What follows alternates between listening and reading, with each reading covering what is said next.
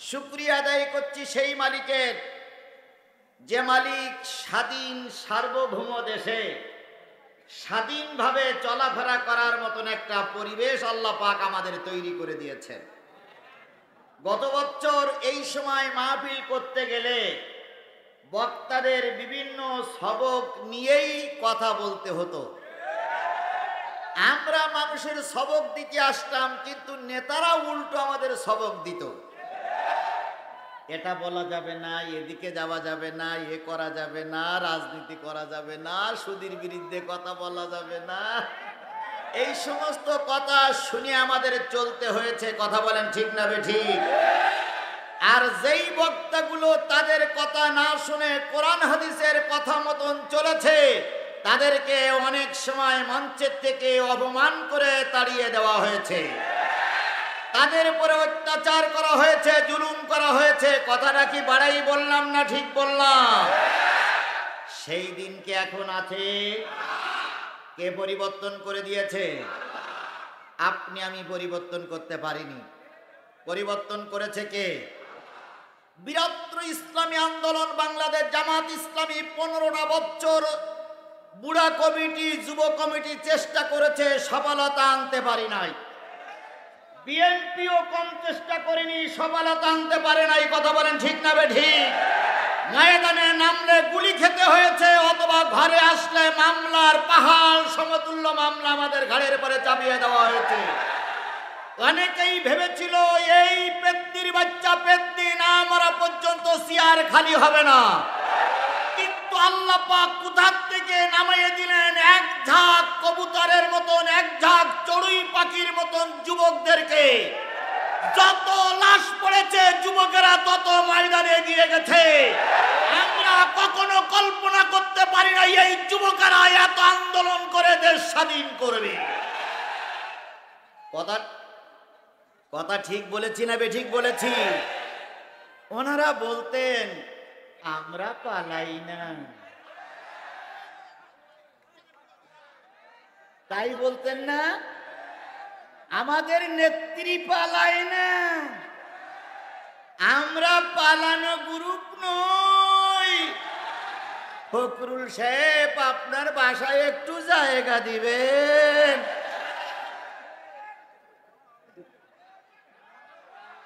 বলেনি। যদি ঢাকার বাসায় জায়গা না হয়, ঠাকুরগাঁর বাসায় একটু জায়গা দিয়েন। আমরা পালাই না। দীর্ঘ 17টি বছর আমরা অত্যাচার নির্যাতন সহ্য করেছি। একজন নেতা কর্মী ময়দান ছেড়ে পালিয়ে যায়নি। আর আপনারা 1.5 মাস হতে না হতেই ময়দান ছেড়ে পালিয়ে চলে গেছেন। কোথায় আপনাদের সেই অহংকার? আর কোথায় আমাদের কর্মী? দেখে যাও, আমরা ছিলাম, আমরা আছি, আমরাই থাকবো।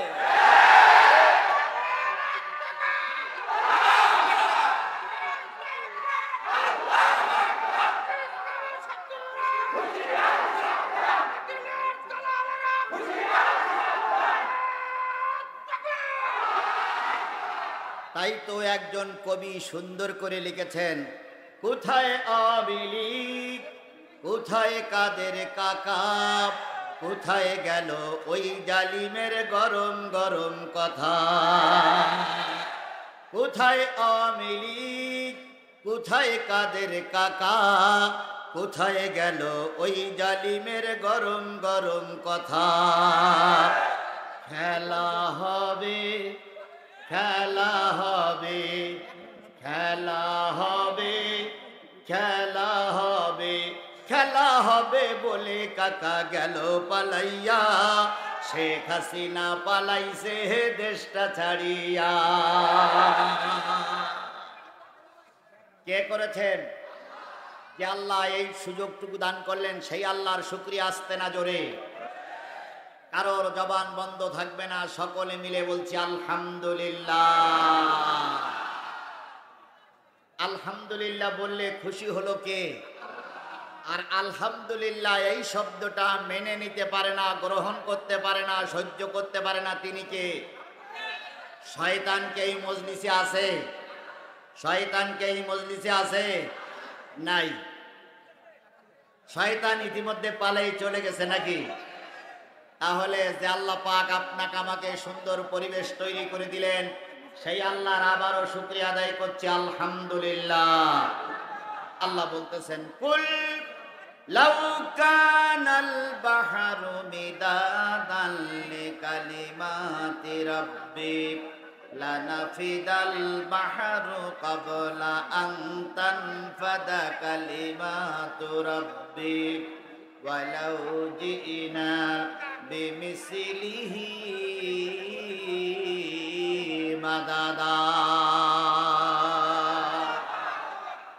কুল লাউ কানাল বাহর, হে নবী আপনি বলে দিন, পৃথিবীতে যত সাগর আছে, পৃথিবীতে যত নদ নদী আছে, পৃথিবীতে যত খাল বিল আছে, পৃথিবীতে যত পুকুর পুষ্করণী আছে, পৃথিবীতে যত পানির উৎস আছে, সব পানিগুলো যদি কালি হয়ে যায়, পৃথিবীতে যত গাছ আছে সব দাঁড়ানো গাছগুলো যদি কলম হয়ে যায়, পৃথিবীতে যত সমান্তরাল জমি আছে সব জমিগুলো যদি কাগজ হয়ে যায়, দাঁড়ানো গাছ নামক কলম দিয়ে, সাগরের পানি নামক কালি দিয়ে, সমান্তরাল জমি নামক কাগজের উপরে যদি তোমার রবের কথা লিখতে শুরু করো, লিখতে লিখতে কলম ফুরায়ে যাবে, কাগজ ফুরায়ে যাবে, সাগরের পানি ফুরায়ে যাবে, আর একটা সাগরও যদি নিয়ে আসো সেটাও ফুরায়ে যাবে, তবু তোমার রবের কথা লিখে শেষ করা যাবে না। সেই রবের নাম কি? জোরে বলুন তো, সেই রবের নাম কি? সেই আল্লাহর শুকরিয়া কারোর জবান বন্ধ থাকবে না আলহামদুলিল্লাহ। সর্বকালের সর্বশ্রেষ্ঠ মহামানব, যিনি ৬৩টা বছরের ভিতরে সুখের মুখ খুব বেশি দেখার সুযোগ পাননি, তিনি জন্মিয়েছেন এতিম হয়ে, সারা জীবন কষ্ট করেছেন, অহুদে মার খেয়েছেন, তায়েফে রক্ত দিয়েছেন, বদরে কষ্ট করেছেন, নিজের দেশ ছেড়েছেন, কিন্তু উম্মতকে ভুলে যান নাই। সেই নবীর নামে দুরূদ আর সালাম সকলে মিলে বলছি সাল্লাল্লাহু আলাইহি ওয়াসাল্লাম। বলুন তো বন্ধুগণ, নবীর চাইতে ভালো মানুষ সমাজে কেউ ছিল? বর্তমান কেউ আছে? কিয়ামত পর্যন্ত যদি নবীর চাইতে ভালো মানুষ তালাশ করা হয়, নবীর চাইতে ভালো মানুষ পাওয়া যাবে? কেন পাওয়া যাবে না? আল্লাহ বলতেছেন, লাকাদ কানা লাকুম ফি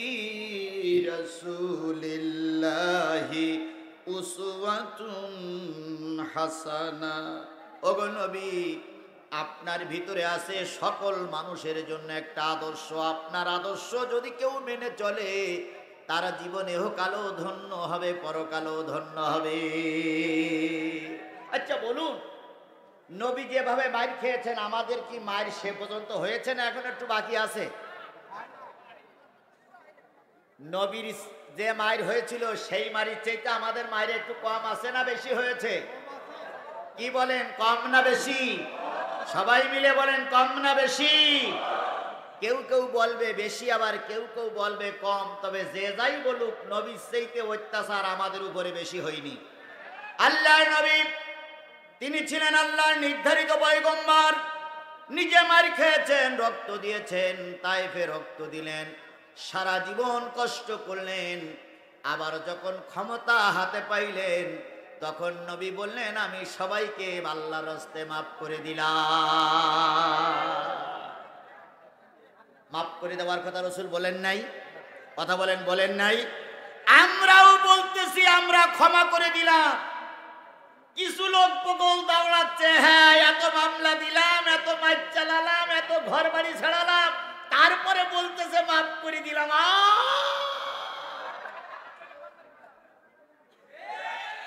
তাই বলতেছে না?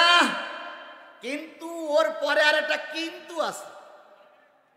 মাফ করে দিলাম কিন্তু,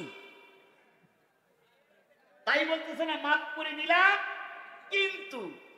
যারা অন্যায় ভাবে কারোর নামে মামলা দিয়েছ, যারা অন্যায় ভাবে কাউকে ঘর বাড়ি ছাড়া করেছ, যারা বিনা কারণে আমার সন্তানের লাশ রাজপথে ফেলিয়েছ, যারা বিনা কারণে আমার সন্তানের নামে মামলা দিয়েছ, যারা বিনা কারণে আমাকে 15টা বছর ঘর বাড়ি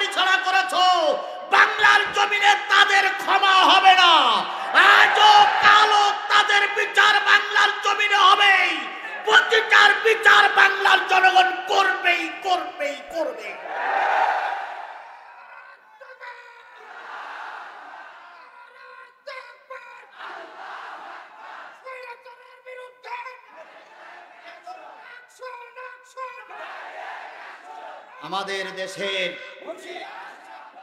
আমাদের দেশের কিছু মৌলবীরা কায়া পাল্টাইছিল, তারাই এখন আবার উল্টো কায়া পাল্টাচ্ছে। যারা 15টা বছর জবান খুলিনি তারাই এখন মঞ্চে উঠে বলতেছে ওনাদের কোনো ক্ষমা নাই। এক হুজুর মসজিদে মোনাজাত করেছে স্বৈরাচার আওয়ামী লীগের সন্তুষ্টির জন্য। তিনি আগেই বলেছেন যে কোরআন শরীফে শেখ হাসিনার নাম আছে। তার লোকজন বলল কেমন? কয় দেখাই দিচ্ছি। কয় দেখাই দেন। উনি বলতেছে রব্বানা আতিনা ফিদ দুনিয়া হাসিনা।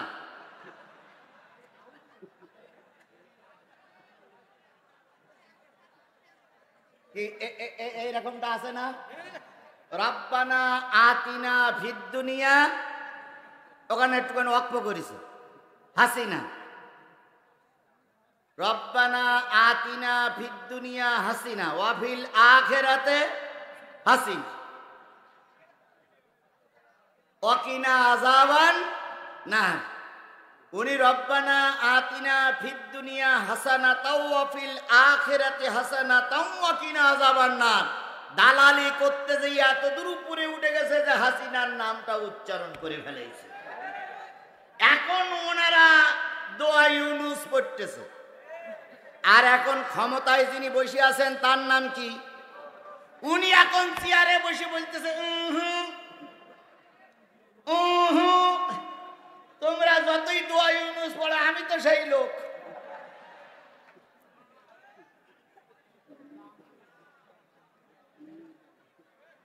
সুতরাং যতই বুদ্ধি করো বাংলার জনগণ তোমাদের ছাড়বে না। আমি বলতেছিলাম রাসূল পাক সাল্লাল্লাহু আলাইহি সাল্লামের চাইতে ভালো মানুষ সমাজে কেউ ছিল না, বর্তমানও কেউ নেই, পৃথিবীতে কোনোদিন কেউ আসবে না। কথা বলেন ঠিক না বেঠিক? বলুন তো, ধর্মের কথা বলতে যে তার নামে মামলাও হয়েছিল না হয়নি? তাকে রিমান্ডে যেতে হয়েছিল না হয়নি? তাকে না খেয়ে থাকতে হয়েছে। কথাটা সঠিক না বেঠিক? এরপরে আল্লাহর নবী সাল্লাল্লাহু আলাইহি সাল্লাম যখন ক্ষমতা হাতে পাইলেন, নবী বললেন আল্লাহর রাস্তে আমি তোমাদের সবাইকে মাফ করে দিলাম। আল্লাহর নবী যখন ধর্মের কথা বলতেন, নবীর পক্ষে বিপক্ষে ডাইনে বামে তেমন লোক খুঁজে পাওয়া যেত না প্রাথমিক অবস্থায়। কথা বলেন। কিন্তু এখন যদি বাংলাদেশ জামাত ইসলামীর সাতিয়া থানার আমিরের দিকে কেউ বেকার চোখে তাকায়, জনগণ তার চোখ তুলে নেবে। এবং জনগণ আছে না নাই? শুধু তাকাইয়ে দেখো, আগের শনিবার আর আজকের শনিবার এক নয়। নেজামী সাহেবকে অন্যায়ভাবে তোমরা ফাঁসির কাস্টে ঝুলেছিলে, সেদিনের বৃহস্পতিবার আর আজকের বৃহস্পতিবার এক নয়। আরো যদি কোনো নেতার দিকে বেকা চোখে তাকাও, জনগণ চোখ উপড়ে ফেলে দেবে। শোনা যাচ্ছে স্বৈরাচারীর প্রধানমন্ত্রী আজকে নাকি দেশে আসবে। আমরাও ঘোষণা করেছি, সাহস থাকলে চলে এসো। দেখি তুমি কোন মায়ের দুধ খেয়ে বড় হয়েছ আর আমি কোন মায়ের দুধ খেয়ে বড় হয়েছি। স্বৈরাচার এরশাদ ক্ষমতার থেকে নেমেছিল, তোমাদের মতন পালিয়ে যায়নি। আর তোমরা 41 বছর পর্যন্ত থাকতে চেয়েছিলে, অথচ এক ধাক্কায় নিজের পরনের কাপড়ও ঠিক মতন গোছাই নিয়ে যেতে পারোনি, তার আগে পালিয়ে যেতে বাধ্য হয়েছ। আল্লামা সাঈদী বলেছিলেন এমন সময় আসবে, এমন সময় আসবে পালানোর জন্য ইঁদুরের গর্ত খুঁজে পাবা না। সে কথাটা আজকে সত্যে পরিণত হয়েছে। কথা বলেন ঠিক না বেঠিক? উনি চেয়েছিল আমি কিছু টাকা পয়সা আর কিছু জিনিসপত্র নিয়ে যাব, সেনাবাহিনী বলল ওটা দেওয়ার সময় নাই। খেলা কার? আমার ভাইয়েরা, নবী ধর্মের কথা বলতে যিনি মারি খেয়েছেন, রক্ত দিয়েছেন, প্রাথমিক অবস্থায় যখন নবী ধর্মের কথা বলতে শুরু করলেন, নেতা আবু জেহেল রসুলকে ডেকে বলল, খবরদার এভাবে কথা বলবা না। নবীজিকে চুপ করে গেলেন। মুসলমান কথা বলেন, নবীজিকে চুপ করে গেছেন। নবীজি ধর্মের কথা বলতে শুরু করলেন। আরেকদিন নবীকে ধমক দিল, নবীকে গলা ধাক্কা দিল। এভাবে নবীর পরে মাস চলতে শুরু করলো। নবীজি কালেমার দাওয়াত চালু রাখলেন। হঠাৎ করে একদিন আবু জেহেলের সঙ্গে দেখা। আবু জেহেল ডাক দিয়ে বলে, ভাতিজা, কালেমার কথা বন্ধ করতে বললাম, তুমি করলে না, তুমি কি চাও? নবীজি চুপ করে দাঁড়িয়ে আছে। আবু জেহেল বললেন, শোনো ভাতিজা, যদি তুমি রাষ্ট্রের ক্ষমতা চাও, রাষ্ট্রের ক্ষমতা দিয়ে দেব। সুন্দর নারী চাইলে সুন্দর নারী দেব। আকাশের চাঁদ চাইলে আকাশের চাঁদ দেওয়া সম্ভব, তারা চাইলে তারা দেওয়া সম্ভব, কিন্তু কালেমার কথা বন্ধ করতে হবে। নবীজি বললেন, চাচা, যেটা দিতে পারেন সেটা যদি দেন, আর যেটা দিতে না পারেন সেটাও যদি দেন, ওই আকাশের চাঁদ আর ওই আকাশের সূর্য যদি দুই হাতে এনে দেন, আমি নবী যতক্ষণ পর্যন্ত বেঁচে আছি কালেমার দাওয়াত বন্ধ করব না। আবু জেহেলের রাগ হয়ে গেল। আবু জেহেল বলল, জানো আমি কে? আমি সরকারি দলের চেয়ারম্যান।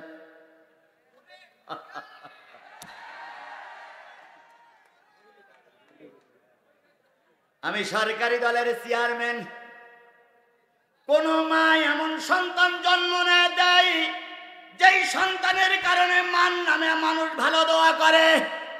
আর পৃথিবীতে এমন মা আছে যে কুলাঙ্গার জন্ম দেয়, যেই কুলাঙ্গারের জন্য মা বাপকেও গালিগালাজ শুনতে হয়।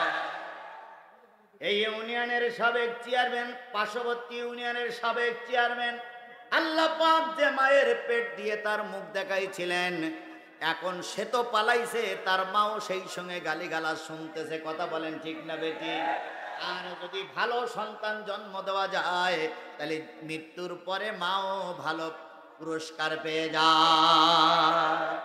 আবু জেহেল বলতেছে যে ধর্মের কথা বন্ধ করো। নবী বললেন, যেটা দিতে পারো ওটাও যদি দাও, যেটা না দিতে পারো সেটাও যদি দাও, ধর্মের কথা বন্ধ হবে না। নবী এবার কথা বলার পর আবু জেহেলের কাছে ছিল তরবারি। তরবারি বাহির করে নবীজির মাথায় 3টা আঘাত করলেন। ভালো করে শোনো মুসলমান, আল্লাহর নবী রক্তাক্ত হলেন, আহত হলেন, মাথা ফেটে রক্ত বাহির হতে শুরু করলো। আল্লাহর নবী প্রতিবাদ করতে পারলেন না, যেহেতু সেই ক্ষমতা তখন ছিল না। মাথার পরে হাত দিয়ে রক্তে নাক ভিজে গেছে, কান ভিজে গেছে, চারিপাশ থেকে রক্ত বাহির হচ্ছে। দয়ার নবী, মায়ার নবী ঘরে চলে গেলেন। খাদিজারে বললেন, খাদিজা, দরজা খুলে দাও, তোমার জাতি আমাকে আহত করে ঘরে ফিরিয়ে দিয়েছে।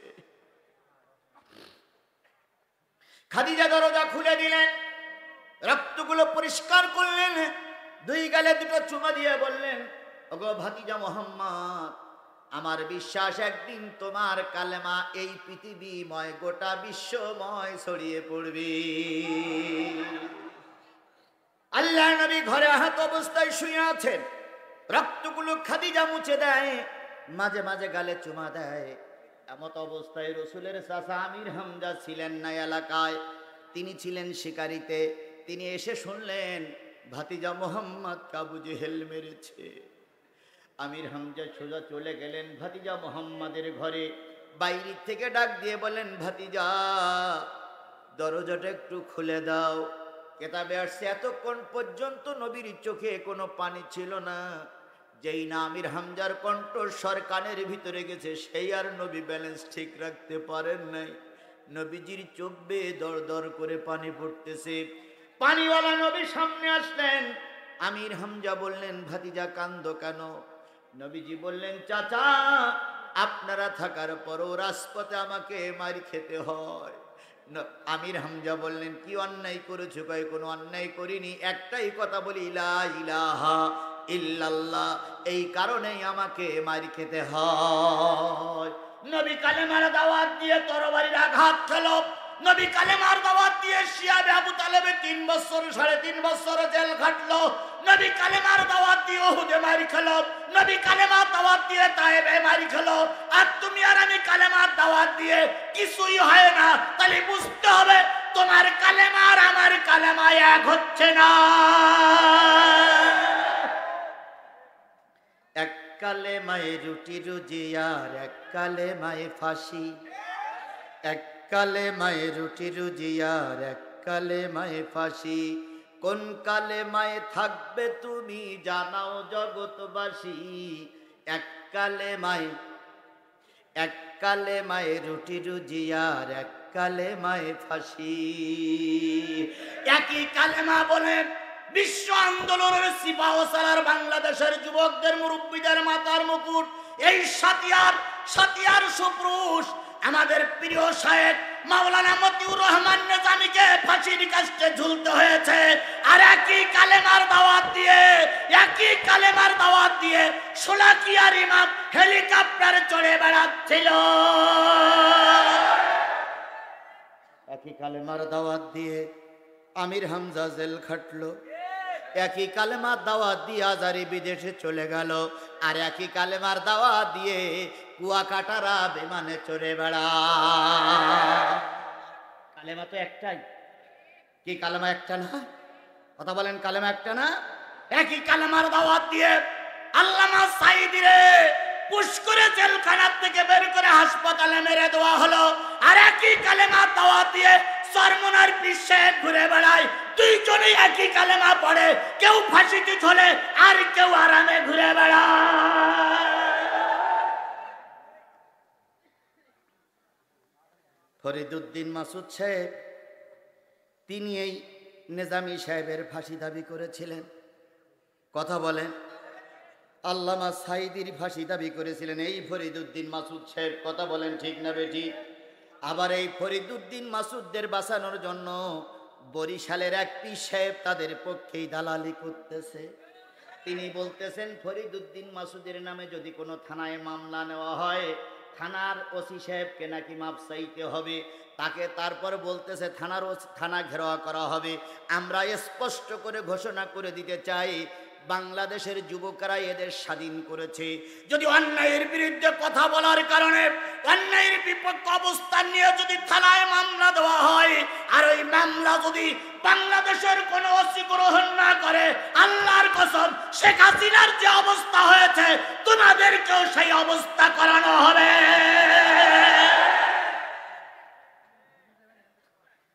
ফাজলামি করার একটা শেষ আছে। কথা বলেন, ঠিক না বেঠিক? আমরা কিন্তু আসমান থেকে পানির মতন নাজিল হইনি। আমরা কিন্তু দুবলা ঘাসের মতন মাথা উঁচু করে দাঁড়াইনি। আমরা কিন্তু ভারত থেকে পাসপোর্ট করে এদেশে আসিনি। আমরা মায়ানমার থেকে এদেশে আসিনি। আমরা এদেশের বৈধ নাগরিক। এখানে আমাদেরও কথা বলার অধিকার আছে। এক কালেমার দাওয়াত দিয়ে কেউ ফাঁসিতে ঝুলতেছে, এক কালেমার দাওয়াত দিয়ে কেউ ফাঁসিতে ঝুলতেছে, আর কেউ কোরমা বিরিয়ানি খেয়ে ভুড়ি লতাচ্ছে। তাহলে তোমার কি কালেমা আর আমার কি কালেমা?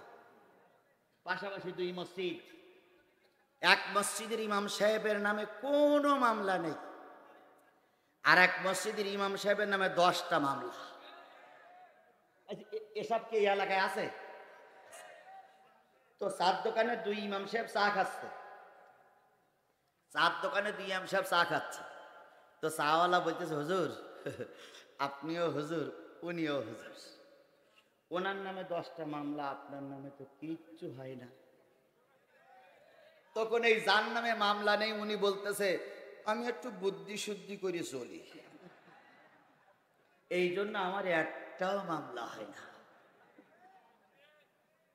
রসুল কালেমার দাওয়াত দিয়ে আবু জেহেলের কাছে মারি খেলো, রসুল কালেমার দাওয়াত দিয়ে তায়েফে রক্ত দিল, রসুল কালেমার দাওয়াত দিতে দিয়ে উহুদে রক্ত দিল। আর তুমি সেই একই কালেমার দাওয়াত দিয়ে মসজিদ ইমামতি করো, তোমার নামে কিছুই হয় না। তাহলে বুঝতে হবে তোমার কালেমার রসুলের কালেমা এক হচ্ছে না, নিশ্চয়ই কোনো জায়গায় ফাটল আছে। আজকে যদি গোলালু মার্কা ইমাম, গোলালু মার্কা পীরিরা যদি সমাজে না থাকতো, বিশ্বনন্দিত আলেম আল্লামা সাঈদীরে আমরা হারাতাম না।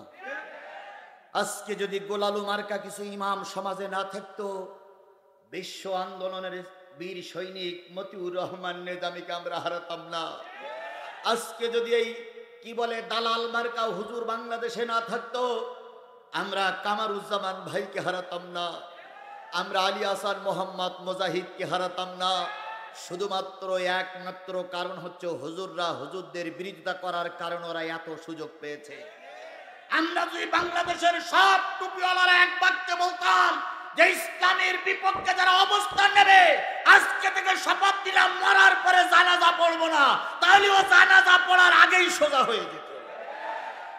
কিন্তু আমি না পড়লে আর এক মৌলী বলতেছে আমি তো পড়ার জন্য রেডি। সে মৌলবী আছে, এ মঞ্চেও দুই একজন আছে।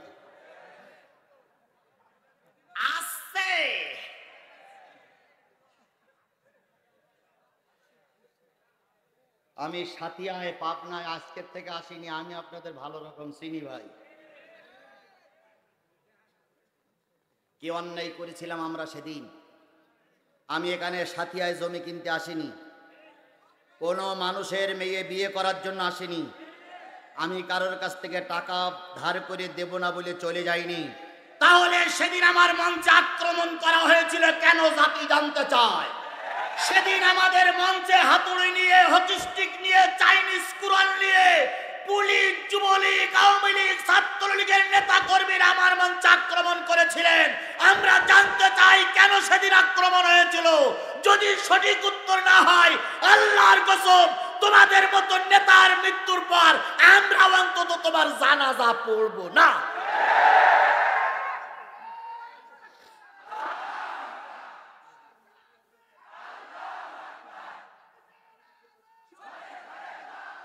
আর এই কথাগুলো যখন বলি তখন কিছু লোক বলে জিহাদি আসে রাজনীতি করতে, ঠ্যাঙের গিরে ছাড়াই ফেলবো। আমি সেদিনও যা ছিলাম আজও তাই আছি, কথা বলেন ঠিক না বে ঠিক? সেদিন রক্ত দিয়েছিলাম, মার খেয়েছিলাম, এখান থেকে আমাকে চলে যেতে বাধ্য করেছিলেন, তবুও যতটুকু ছিলাম বাঘের বাচ্চার মতন ছিলাম, এক মিনিটের জন্য মাথা নত করিনি। সেদিন যদি বাঘের বাচ্চার মতন থাকতে পারি আজও বাঘের বাচ্চার মতনই আছে। আপনি দেখে যান, আপনার দালালেরা দেখুক আপনারা পালাইছেন, আমরা ঠিকই বেঁচে আছি। আমার যুবকেরা মাথা উঁচু করে দাঁড়িয়ে আছে, আমার মুরব্বীরা মঞ্চে বসে আছে। আগামী নির্বাচন যদি সুষ্ঠু হয় ইনশাল্লাহ আমরা ইসলামী আন্দোলনের নেতারে বিজয়ের মালা পরিয়ে, ফুলের মালা পরিয়ে আগামীতে জাতীয় সংসদের সদস্য বানাবো ইনশাআল্লাহ। তবে হ্যাঁ, দিনের ভোট রাতি হইলে ঠেকাবে কেডা?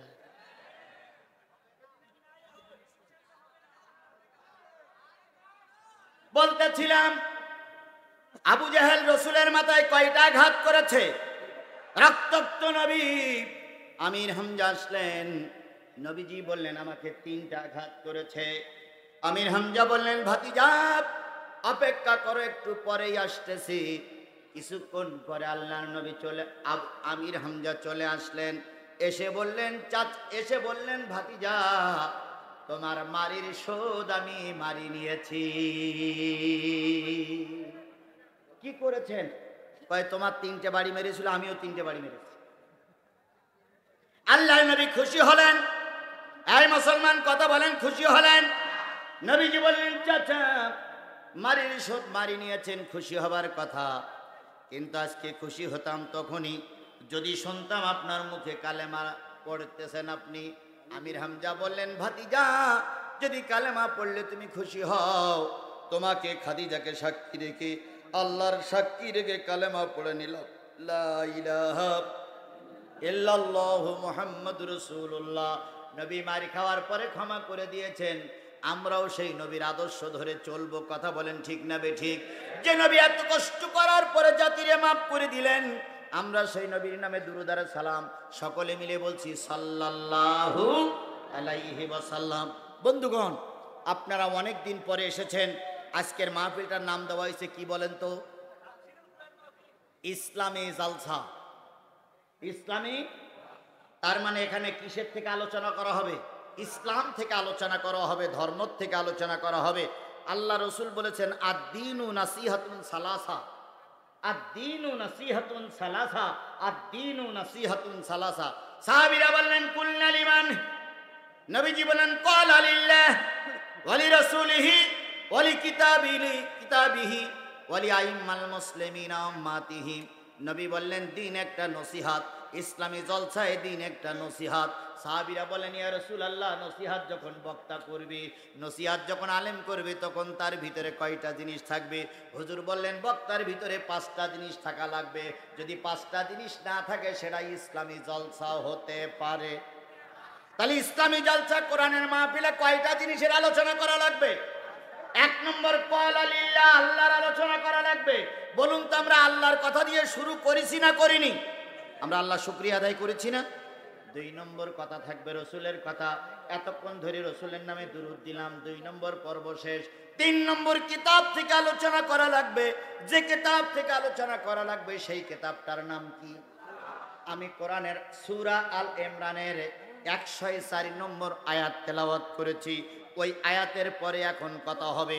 আমি যতক্ষণ কথা বলি কারা কারা থাকতে রাজি আছেন 2 হাত উঁচু করে আল্লাহরে দেখান।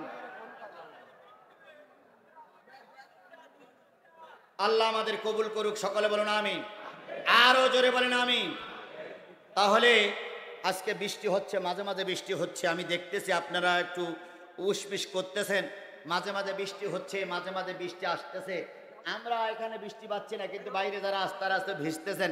এই জন্য আজকে যদি কিছু জিনিস কম থাকে, শুধু বৃষ্টির কারণে যদি কম থাকে, দুঃখ নিবেন না, আর একদিন পোষাইয়ে দেওয়া হবে ইনশাআল্লাহ। তবে আমি আপনাদের কাছে ছোট্ট একটা জিনিস দাবি করে, আমি যে আয়াতটা পড়েছি আয়াতের পরে আলোচনা করব। আমাকে ফেলাই রেখে আপনারা চলে যাবেন? আমাকে ফেলাই রেখে আপনারা চলে যাবেন? কারা কারা শেষ মুনাজাত পর্যন্ত থাকবেন? একটু 2 হাত উঁচু করে আল্লাহরে দেখান। জোরে তাকবীর হবে, নারে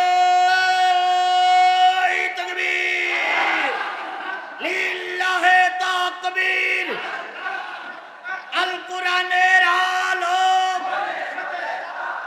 বদনামান কারে দেখালাম? আচ্ছা, আপনার হাত উঁচু করা আল্লাহ দেখেছে? দেখেছে? সত্যি সত্যি কি করি দেখবো? উপরে যে সামিয়ানা, তারপরও আল্লাহ দেখেছে। তাহলে আমরা হাত উঁচু করে কি বলেছি আল্লাহরে কি শুনবো? কোরআন শুনবো। আর আমি হাত উঁচু করে কি বলেছি কি বলবো? তাহলে আপনি অবদাবদ্ধ, আমি অবদাবদ্ধ। যদি আখিরি মোনাজাতের আগে আপনি চলে যান তাহলে আপনি দায়ী হবেন, আমিও দায়ী হব। কথা বলেন ঠিক না ঠিক?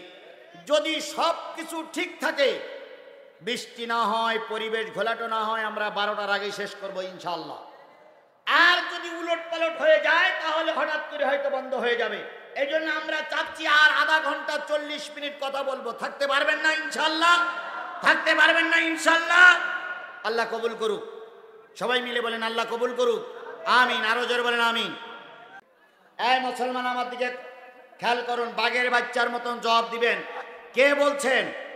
আল্লাহ বলছেন তোমাদের ভিতর থেকে একটা উম্মত থাকবে। উম্মত মানে কি? এই মুসলমান কথা বলেন, উম্মত মানে কি? তাহলে কোরআনে দলের কথা আছে না নাই? আরো জোরে বলেন, কোরআনে দলের কথা আছে না নাই? তাহলে কোরআনে যদি দলের কথা থাকে, আমরা দলের কথা বললে কিছু লোকের গা জ্বালা করে। কথা বলেন, তাহলে বোঝা গেল ওরা কোরআন বোঝে না। এখন কোরআন আল্লাহ বললেন তোমাদের ভিতর থেকে একটা উম্মত থাকবে। উম্মত মানে কি? দল। বাংলাদেশে অনেকগুলো দল আছে, আছে না নাই? আওয়ামী লীগ একটা দল, বিএনপি একটা দল, জাতীয় পার্টি একটা দল, বাংলাদেশ জামাত ইসলাম একটা দল, হেফাজত একটা দল, খেলাফত আন্দোলন একটা দল, খেলাফত মসজিদ একটা দল, ইসলামী আন্দোলন বাংলাদেশ একটা দল। এভাবে করে অনেকগুলো দল আছে। এবার বলুন তো, দল করতে গেলে কয়টা জিনিস লাগে? একটা দল করবেন, হোক সে আওয়ামী লীগ, হোক সে বিএনপি, হোক সে জাতীয় পার্টি, হোক সে বাংলাদেশ জামাত ইসলাম, এই দল করতে গেলে কয়টা জিনিস লাগবে? 4টা। কয়টা? আরো জোরে বলেন কয়টা? দল করতে গেলে 4টা জিনিস লাগবে। 4টা জিনিস ছাড়া দল করা যাবে না। বাংলাদেশ জামাত ইসলামী সাতিয়া থানার পক্ষ থেকে আরো 1000 টাকা আসছে। তাহলে দল করতে গেলে কয়টা জিনিস? ভালো করে শোনেন, বিএনপির লোক, আওয়ামী লীগের ভাইরা আছেন, আমরা জানি আপনারা এখন মাথা উঁচু করতেছেন না, কিন্তু আপনারাই চিন্তা করতেছেন শেখ হাসিনা যদি আজকে এসে যায় কালকে আবার শুরু করে দেবেন আগের মতন অবস্থা। ওই আশায় শরীর খারাপ করেন না, ফেরাউনের বেটি আর ফিরে আসতে পারবে না। এই ফেরাউনের বেটি আমাদেরকে 17টা বছর চালিয়েছে। কথা বলেন ঠিক না ঠিক? আমরা এতদিন চুপ করেছিলাম, এতদিন একটা সময় ছিল, আগের সময় আর আজকের সময় এক নয়। আল্লাহর কসম, একজন টুপিওয়ালা বেঁচে থাকা অবস্থায় ওই দেশে এসে আর অত্যাচার করতে পারবে না।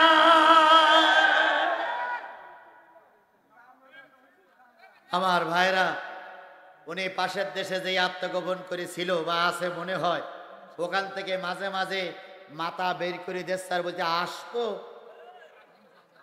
আসবো। ইতিহাস খোঁজেন, যতগুলো এমপি মন্ত্রীরা ছিল সবাই কিন্তু টোপলা টুপলি বাধ্য হয়েছে। কথা বলেন ঠিক না ঠিক?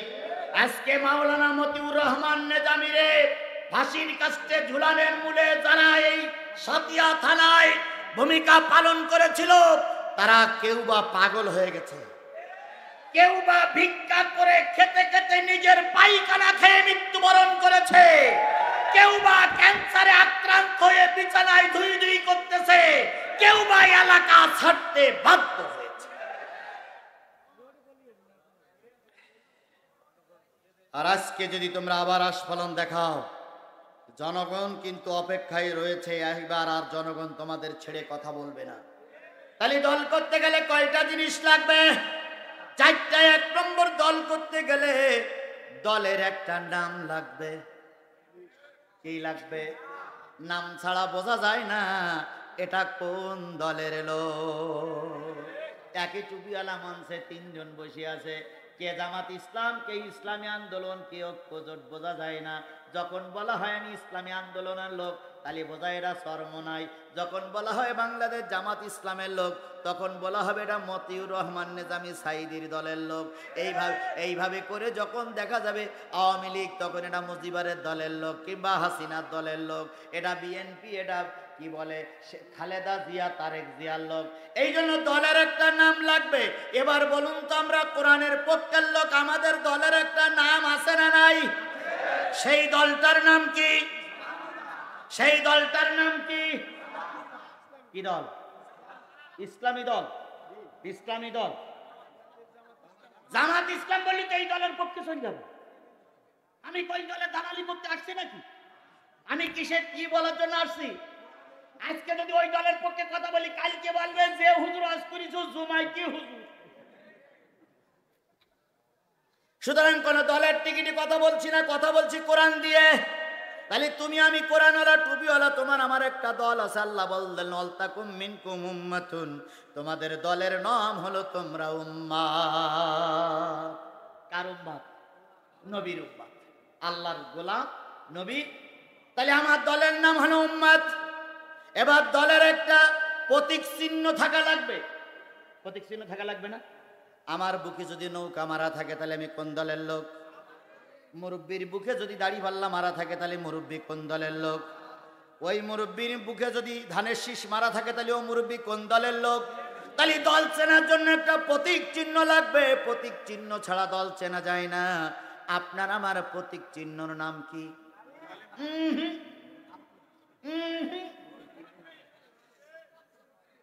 মুরব্বী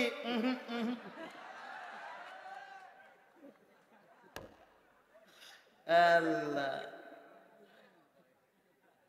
দল করতে গেলে একটা প্রতীক চিহ্ন লাগবে। সেই প্রতীক চিহ্নটার নাম হলো সুন্নাত। প্রতীক চিহ্নটার নাম কি? আরো যারা বলেন, প্রতীক চিহ্নটার নাম কি? মান আহাব্বা সুন্নতি ফাকাদ আহাব্বানি ওয়া মান আহাব্বানি কানা মাইয়া ফিল জান্নাহ। তাহলে তুমি যদি নবীর উম্মত হও, তোমার ভিতরে একটা সুন্নত থাকা লাগবে। এবার বলুন তো, দাড়ি রাখা কি? টুপি পরা কি? জুব্বা পরা কি? ওরে বাবা, এটাও যেমন সুন্নাত, প্রয়োজনে দিন কায়েমের জন্য রাজপথে রক্ত দেওয়াটাও সুন্নাত। আমাদের দেশের অনেক পাগড়িওয়ালা, টুপিওয়ালা, দাড়িওয়ালারা আছে, জুব্বা পরে জিকির করে, কিন্তু দিন কায়েমের পক্ষেও দিন কায়েমের পাশেও যায় না। কথা বলেন ঠিক না ঠিক? যেই না দিন কায়েমের পক্ষে কথা বলা হয় ওরা নাক ছিটকায়। এরম সুন্নত রাম পাগড়িওয়ালা লোক আমাদের সমাজে, আরো জোরে বলেন আমাদের সমাজে। সুন্নাত মানে হলো রসুলের বিধানকে মেনে চলা। এই সুন্নাত তরিকা তোমার আমার ভিতরে থাকলে তুমি আল্লাহর দলের লোক। তাহলে দল করতে গেলে কয়টা জিনিস লাগবে? তাহলে দলের নাম হলো উম্মত। প্রতীক চিহ্ন কি? দল করতে গেলে দলের একটা নেতা লাগবে। তোমার আমার নেতার নাম কি? মুহাম্মদ রাসূলুল্লাহ সাল্লাল্লাহু আলাইহি সাল্লাম। যারা মুহাম্মদকে সর্বকালের সর্বশ্রেষ্ঠ না বানিয়ে, নেতা না বানিয়ে মুজিবুর রহমানকে 1000 বছরের শ্রেষ্ঠ বাঙালি হিসাব করে তার নেতৃত্ব মেনে চলতেছ, ওই সবচেয়ে বড় মুনাফিক এরশাদকে নেতা মেনে চলতেছ। বিশ্বাস করো কিয়ামতের দিন এদের সঙ্গে হয় জান্নাত নাই জাহান্নাম। দলিল জানেন কোরআন থেকে? আল্লাহ বলছেন ইয়াউমা নাদু কুল্লা মুনাসিম বিইমামিহিম ফামান উতিয়া কিতাবাহু বিয়ামিনিহি ফাউলাইকা মা ইয়াকরাউনা কিতাবাহুম ওয়ালা ইয়াজলামুনা ফাতিলা। আল্লাহ রাব্বুল আলামিন বললেন কিয়ামতের দিন সকল নেতা সহ অনুসারীদের ডাকা হবে। যারা আওয়ামী লীগের পক্ষে ভোট দিয়েছেন, আওয়ামী লীগের নেতারা ক্ষমতায় বসে আছেন, শেখ হাসিনা যখন দাঁড়িয়ে যাবে, মুজিবুর রহমান যখন দাঁড়িয়ে যাবে, আপনার নেতা কর্মীরা ওনার পিছনেই দাঁড়াবেন।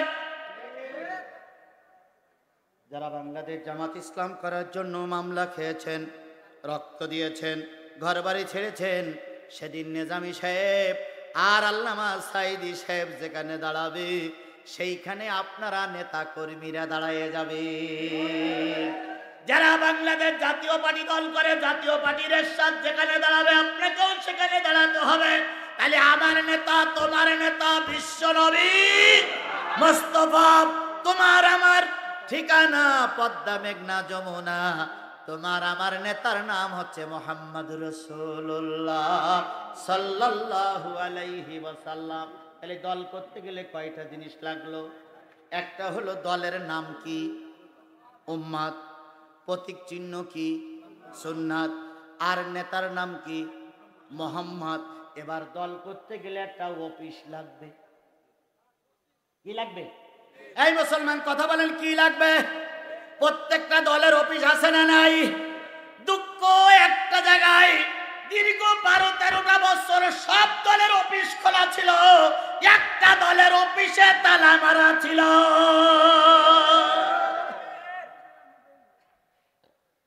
যেদিন 5 তারিখের পরিবর্তন হলো, 6 তারিখে সকালবেলা যেয়ে দেখি অফিস খোলা। সুবহানাল্লাহ বলে। তাহলে দল করতে গেলে একটা কি লাগবে? অফিস লাগবে। তোমার আমার অফিসের নাম কি? মসজিদ। মসজিদেরই পাশে আমার কবর দিও ভাই, মসজিদেরই পাশে আমার কবর দিও ভাই। তাহলে কয়টা জিনিস পাইলাম? তাহলে আমি একটা দলের লোক হয়ে গেলাম, সেই দলের নাম হলো উম্মত। এবার দল করতে গেলে কিছু মন্ত্র পড়া লাগে, সেই মন্ত্রটার নাম কি? না, সেই মন্ত্রটার নাম হচ্ছে কালেমা লা ইলাহা ইল্লাল্লাহু মুহাম্মাদুর রাসূলুল্লাহ। এই কালেমা পড়ার সাথে সাথেই আপনি ওই দলের কর্মী হয়ে গেলেন। একটা স্কুলে যখন আপনি ভর্তি হবেন, স্কুলের কিছু নিয়মতান্ত্রিকতা আছে না নাই? একটা সেনাবাহিনীতে আপনি ঢুকবেন, সেনাবাহিনীর কিছু নিয়ম আছে। আপনি ইসলামী দলের নেতা কর্মী, আপনার একটা মন্ত্র পড়তে হবে, সেই মন্ত্রটার নাম কি? কালেমা লা ইলাহা ইল্লাল্লাহ। এবার বলুন তো, লা ইলাহা ইল্লাল্লাহ শব্দের অর্থ কি? হ্যাঁ, আল্লাহ ছাড়া কোনো মাবুদ নাই। লা মানে কি? না। তাহলে আগে বলতেছেন না, এ না আবার শেষে জোড়াচ্ছেন কেন? আগে বলবেন লা। লা মানে কি? নাই। নাই ইলাহা, কোন ইলাহা নাই,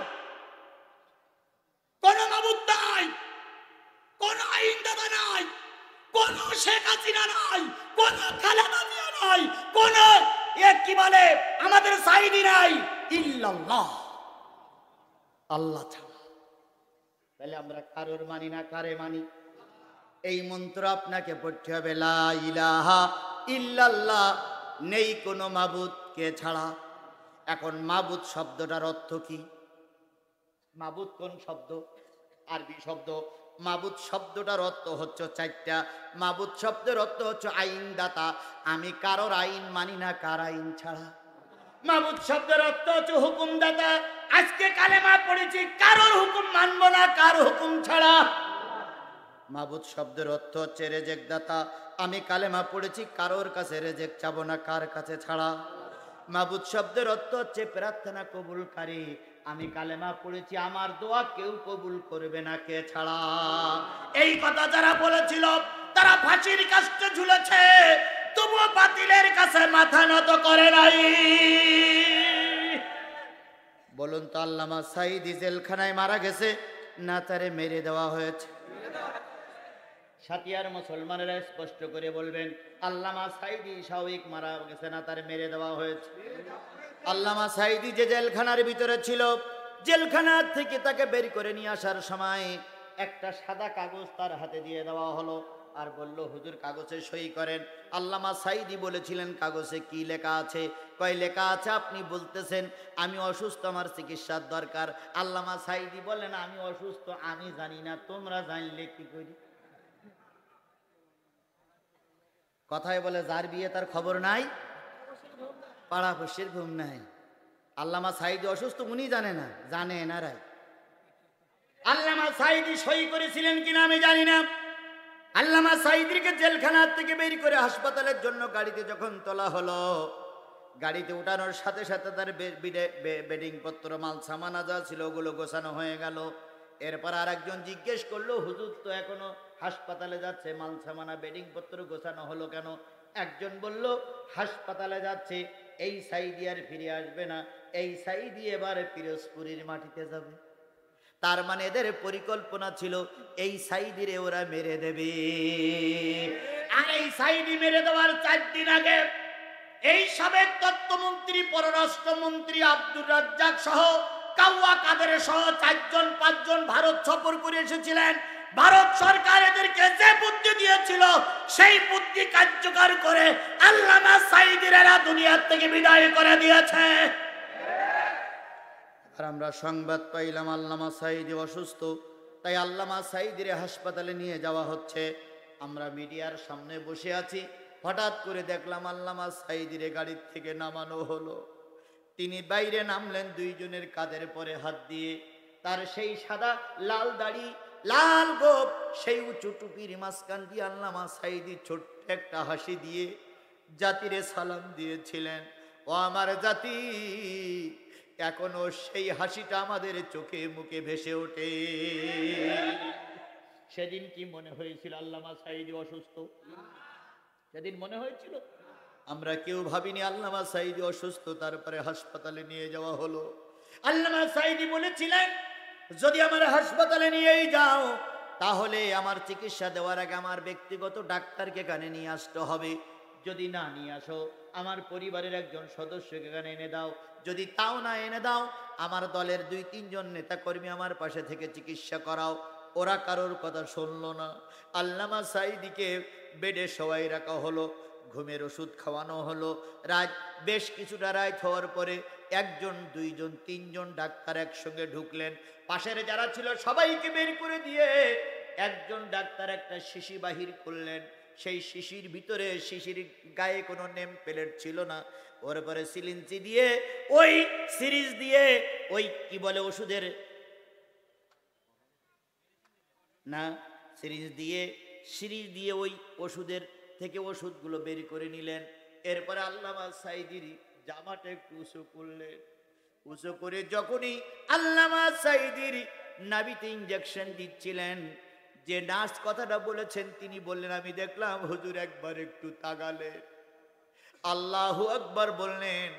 এরপরে আল্লামা সাঈদী আর কোনো নড়াচড়া করেন নাই। এই জন্য গোটা বিশ্বের মানুষ জেনে গেছে আল্লামা সাঈদী স্ট্রোক করে মারা যায়নি, আল্লামা সাঈদীরে তোমরা বিষ প্রয়োগ করে মেরে দিয়েছ। আল্লামা সাঈদী তুমি মরুনি, শহীদ হয়েছ তুমি এটাই জানি। আল্লামা সাঈদী তুমি মরুনি, শহীদ হয়েছ তুমি এটাই জানি।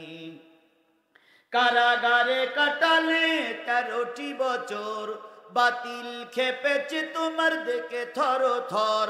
তুমি যে ছিলে মোদের নয়ন মনি, শহীদ হয়েছ তুমি এটাই জানি।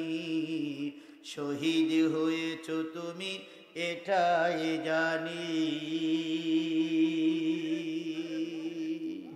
নিজামী সাহেবকে বলা হয়েছিল যদি আপনি রাষ্ট্রের কাছে ক্ষমা ভিক্ষা চান, জীবন ভিক্ষা চান, তাহলে আপনাকে কি করা হবে? হয়তো ক্ষমা করা হবে। নিজামী সাহেব বলেছিলেন আল্লাহর কসম আমার হায়াত দেওয়ার মালিক আল্লাহ, আমার মৃত্যু দেওয়ার মালিক আল্লাহ। যদি আমার এই জেলখানার ফাঁসির কাস্টে মৃত্যু হবে এটা আল্লাহ লিখে রাখে, জীবন ভিক্ষা চাইলেও বাঁচা যাবে না। এই জন্য বলুন তো জীবন ভিক্ষা যদি চাইতে হয় কার কাছে চাইতে হবে? তাহলে কালেমার অর্থ হলো 4টা আইন মানব কার, হুকুম মানব কার, প্রার্থনা করব কার কাছে, রেজেক চাবো কার কাছে। এই কালেমার অর্থ বুঝে আমি একজন ইসলামী দলের কর্মী হয়ে গেলাম। এবার আমার কাজ আল্লাহ বলতেছেন ওয়ালতাকুম মিনকুম উম্মাতুন, তুমি উম্মত হয়ে গেলে, দলের কর্মী হয়ে গেলে, তোমার কাজ হলো ইয়াদউনা ইলাল খায়র। তুমি যখন এই দলের কর্মী হয়ে যাবা তখন তোমার কাজ হলো মানুষকে ভালোর দিকে আহ্বান করা। কুআনফুসিকুম আহলিকুম নারা, নিজে বাঁচতে হবে না, অপরজনকে জাহান্নামের আগুন থেকে বাঁচাতে হবে। আমান আহসানু কাওলাম মিম্মান দাআ ইলাল্লাহ ওয়া আমিলা সালিহা ওয়া ক্বালা ইন্নানি মিনাল মুসলিমিন। তার কথার সেই উত্তম কথার কার হতে পারে যে বলে যে মানুষকে ভালোর দিকে ডাকে আর বলে আমি একজন মুসলমান। তাহলে আপনি কালেমা হয়ে গেছেন, নিজে জাহান্নাম থেকে বাঁচবেন না, পরিবারের সকল সদস্যকে জাহান্নাম থেকে বাঁচাতে হবে, এটা আপনার 1 নম্বর দায়িত্ব। আল্লাহ ওয়ালতাকুম মিনকুম উম্মাতুন ইয়াদউনা ইলাল খায়র ওয়া ইয়া'মুরুনা বিল মারুফ ওয়া ইয়ানহাউনা আনিল মুনকার। সৎ কাজের আদেশ করতে হবে, অসৎ কাজের নিষেধ করতে হবে। এই মানুষকে ভালোর দিকে ডাকা, সৎ কাজের আদেশ করা, অসৎ কাজের নিষেধ যারা করবে ওয়াউলাইকা হুমুল মুফলিহুন। আল্লাহ পাক বললেন এরা সবাই সফল কাম, এরাই সবাই পাশ করে গেছে। এখন বলুন তো ইসলামের পক্ষে থাকতে গেলে পরীক্ষা দেওয়া লাগবে না লাগবে না? আরো জোরে বলেন লাগবে না লাগবে না? পরীক্ষা দিয়ে পাশ করা আর পরীক্ষা না দিয়ে পাশ করা দুইজন কি এক? আরো জোরে বলেন দুইজন কি এক? সাবেক জাতীয় সংসদের ডেপুটি স্পিকার আপনাদের এলাকারই মনে হয়, তাই এটা কি ঠিক? এই স্পিকার সাহেবকে আমরা চ্যালেঞ্জ করলাম আপনি সুষ্ঠু নির্বাচনে আসুন। আর আমি এখানে শুনতে পাইলাম সাবেক আমিরে জামাত মতিউর রহমান নিজামী সাহেবের ছেলে নাকি এখানকার আগের এবছরের নমিনি। এখনো করিনি, তবে সম্ভাবনা। যাই হোক, ইসলামী আন্দোলনের নেতা যাকে নমিনি করবে তার সঙ্গে আপনার চ্যালেঞ্জ করলাম আপনি নির্বাচন করুন, তবে দয়া করে দিনের ভোটটা রাতে করবেন না, সুষ্ঠু নির্বাচন করুন। দেখে আপনি দীর্ঘদিন স্পিকার, ডেপুটি স্পিকার থেকে আপনি কতটুকু জনপ্রিয়তা অর্জন করেছেন আর আমাদের আলেম ওলামারা কতটুকু জনপ্রিয়তা অর্জন করেছে। চ্যালেঞ্জ করে গেলাম, তবে চ্যালেঞ্জ করতে গিয়ে একটা কথা বললাম, দয়া করে দিনের ভোট রাতে করবেন না। এক চাচা ফজরের নামাজ পড়ে গেছে ভোট দিতে, যা আমি সবার আগে ভোট দিয়ে অন্য কাজ শুরু করব, কারণ ভোট একটা পবিত্র আমার। তো গেছে যে উনি সবার আগে দাঁড়াইছে।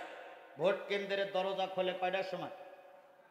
8টার সময় দরজা খুললি চাচা গেছে ভিতরে। ভিতরে যাওয়ার পরে যারা ভিতরে দায়িত্বশীল ছিল তারা বলতে চাচা নাম কি? মোহাম্মদ আমিরুল ইসলাম। পিতার নাম আব্দুল বাসেত। কয় চাচা আপনার ভোট দেওয়া হয়ে গেছে। চাচা বলতেছে আমার আগে তো কেউ ঢুকিনি, আমি তো ফজরের নামাজ পড়ে ঢুকেছি, তাহলে আমার ভোটটা কেটা দেবে? বলতে চাচা আপনি আইছেন ফজরের নামাজ পড়ে ভোট দিতে, আর এর আগে আর এক দল তাহাজ্জুদের নামাজ পড়ে এসে ভোট দিয়ে গেছে। তাহলে তাহাজ্জুদ আগে না ফজর আগে? তাহলে ওরা তাহাজ্জুদ পড়ে ভোট দিয়ে গেছে। তো চাচা বলতেছে হায় হায় রে, এতদিন ভোট দিতে পারলাম না, একটা ভোট দিতে আসলাম তাও দিয়ে গেল। তো যাক, তো যাচ্ছে আর বলতেছে তাহলে কেরাম ভোট, আমি আসার আগে ভোট দিল। তো যাক, তো ওই বাড়ি যাই, তখন বলতেছে যে চাষির ভোটটা, চাষির নাম কি? চাষির নাম সকিনা। কই উনিও 2 ঘন্টা আগে ভোট দিয়ে গেছে। চাচা তখন বলছে তোমার চাচি তো 5 বছর আগে মারা গেছে। বলছে মারা গেলে কি হয়, ভোট দেওয়া হয়, ভোট দিতে আসছিল। চাচা তখন ওখানে বসে কাঁদতেছে আর বলতেছে আল্লাহ, 2 ঘন্টা আগে যদি এসে বসে থাকতাম তাহলে অন্তত তার কিছু না হোক বুড়ির সঙ্গে একটু দেখা হইত। এ কথাগুলোকে আমি বানাইয়ে বললাম? ও জাতি, এ কথাগুলোকে আমরা বানাইয়ে বলেছি? এরকম ভোট বিগত 3-4টে বিরাট আমার জাতি দেখেছে। কথা বলে ঠিক না ঠিক? তোমরা যখন আস্তে করে এসে বলো এবারের ভোট সুস্থ হয়েছে, তখন পাশের কুকুর পর্যন্ত ফিক করে হেসে ওঠে। কয় কেউ ভোট দিতে গেল না, এরা সুষ্ঠু নির্বাচন কি করে করলো? কথা বলেন ঠিক না ঠিক? তাই তো একজন সাংবাদিক উপহাস করে লিখেছিল সুষ্ঠু হয়েছে নির্বাচন, ভোট দিয়েছে প্রশাসন, তাকিয়ে তাকিয়ে দেখেছে জনগণ। আবারও বলি, আমাদেরকে দুর্বল ভেবো না, ইসলামী আন্দোলনকে দুর্বল ভেবো না। ইসলামী আন্দোলনের নেতা কর্মী যতগুলো মারা গেছে, একটা নেতা কর্মীর পিছনে গুলি লাগে নাই, সব নেতা কর্মীর বুকে গুলি লেগেছে। রংপুরের আবু সাইদ বুক উঁচু করে দিয়ে বলেছে চালাও গুলি। বোঝা গেল যুবকেরা বুক দেয়, যুবকেরা পিঠ দেয় না। ছাত্রলীগের সাবেক ছাত্রলীগের সভাপতি সাদ্দাম, বাপের বেটা সাদ্দাম, তিনি বলেছিল বিশ্ববিদ্যালয় ঠান্ডা করতে ছাত্রলীগের 1 ঘন্টা সময় লাগবে না। আমি জিজ্ঞেস করি সেই সাদ্দাম হোসেন আপনি এখন কোথায়? এই ডেপুটি স্পিকার এই পাবনায় দাঁড়িয়ে বলেছিল জামাত শিবিরকে আর মাথা উঁচু করতে দেওয়া হবে না। আজকে জামাত শিবির আওলারা মঞ্চে দাঁড়িয়ে আছে, তুমি স্পিকার কোথায় দেখে যাও? তোমার সেই পুষ্যপুত্ররাও নাই, তুমিও নাই, অথচ আমরা ছিলাম, আমরাই আছি।